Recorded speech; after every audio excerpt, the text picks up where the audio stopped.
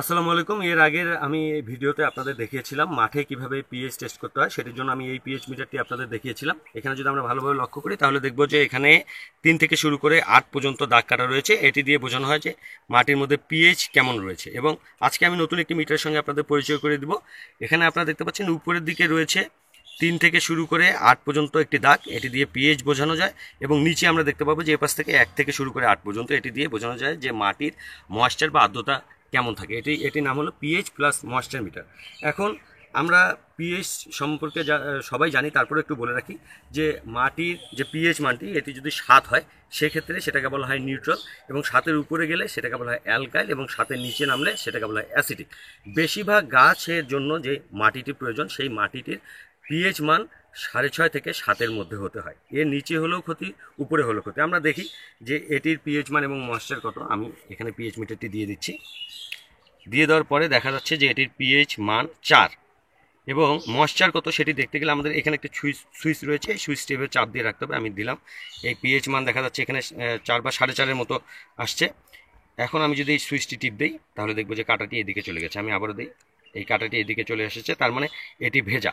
এখানে বলে রাখা ভালো যে পিএইচ মান আপনাদের জানতে হলে মাটি কিন্তু হালকা জো অবস্থায় বা ভেজা থাকতে হবে। এই মাটি দেখতে পাচ্ছেন শুকনো, আমি যদি এখানে চাপ দিয়ে দেখাই, এই মাটি কিন্তু একদম শুকনো, দেখা যাচ্ছে কোনো ময়েশ্চার নেই। এবং ছেড়ে দেই যদি, পিএইচ মান কিন্তু এখানে 7 দেখাচ্ছে, আসলে কিন্তু এটির পিএইচ মান 7 নয়, এটি আসলে শুকনো মাটি, তাই এটির পিএইচ মান দেখানো হচ্ছে না। এখন সবচেয়ে গুরুত্বপূর্ণ যেই কথাটি, এটি আপনাদের মনোযোগ দিয়ে শুনতে হবে যে আমাদের মাটি অ্যাসিডিক। এখানে দেখতে পাচ্ছি আমরা 4 বা 5-এর কাছাকাছি, 4.5 বা 5-এর কাছাকাছি এখানকার পিএইচ মানে, এটি কিন্তু অ্যাসিডিক, এটি কিন্তু আইডল সয়েল না। এটির জন্য আমাদের, আমি বলেছি 6.5 থেকে 7-এর মধ্যে নিয়ে আসতে হবে। আমাদের বাংলাদেশের বেশিরভাগ মাটি অ্যাসিডিক। এটির জন্য আমরা আমি যেই ছকটি এখন আপনারা দেখতে পাচ্ছেন সেই ছকটিতে দেখা যাচ্ছে যে মাটির পিএইচ মান যখন 4.5 হবে তখন 71% খাবার বা সার নষ্ট হয়ে যাবে। সেরকম 5% হলে 54%, 5.5% হলে 5.5 যদি হয় পিএইচ মান, সেখানে 33%, 6 যদি পিএইচ মান হয় সেখানে 20% সার নষ্ট হয়ে যায়। কিন্তু আমরা দেখতে পাচ্ছি 6.5 যখন পিএইচ মান চলে আসছে মাটির,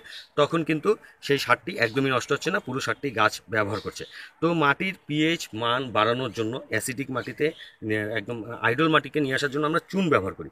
এই গুরুত্বপূর্ণ কথাটা এখানেই, আমরা যে চুন ব্যবহার করব সেই চুনটি কী পরিমাণ ব্যবহার করব। কারণ আমাদের চুনটি ব্যবহার করার ফলে দেখা যায় যে যদি পিএইচ মান 7-এর উপরে চলে যায় সেক্ষেত্রেও কিন্তু আমাদের গাছের জন্য ক্ষতিকর।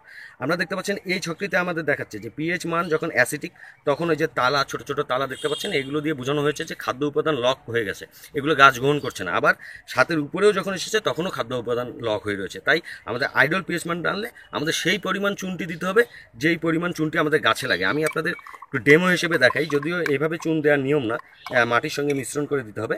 তো আমি এখানে তারপরেও আপনাদের বুঝে, এখানে চুনের পানি কিছু রয়েছে, আমি এখানে দিয়ে রাখলাম চুনের পানিটি, যে এটির পিএইচ মান কিন্তু এখন বেড়ে গেল। কতটুকু বাড়লো এটি আবারও আমরা পিএইচ মিটার দিয়ে দেখি। দেখতে পাচ্ছেন যে পিএইচ মান 7 পার হয়ে 8 পার হয়ে 9-এর কাছাকাছি চলে এসেছে। তো এটি কিন্তু, এর মানে হলো এটি কিন্তু ক্ষতিকর, গাছের জন্য ক্ষতি হয়ে যাচ্ছে।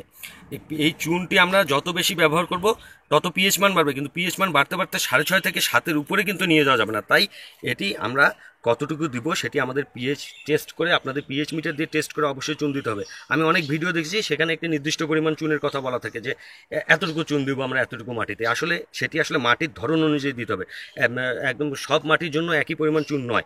তো যাই হোক, আমি এই বিষয়টি নিয়ে কথা বলেছিলাম কৃষি গবেষণার একজন বিজ্ঞানীর সঙ্গে। তাকে আমি বলেছিলাম, স্যার 1 কেজি মাটির পিএইচ মান 1 একক বাড়াতে হলে কতটুকু চুন প্রয়োগ করতে হবে। তিনি আমাকে একটি ইমেল পাঠিয়ে দিয়েছে। আমি সেই ইমেলটির সহযোগিতায় আমি পরবর্তীতে এরপরেই একটি ভিডিও বের করবো যে মাটিতে চুন প্রয়োগ করতে গেলে পিএইচ মান কত হলে কতটুকু দিতে হবে, সেটি আপনাদের দেখার আমন্ত্রণ জানাচ্ছি।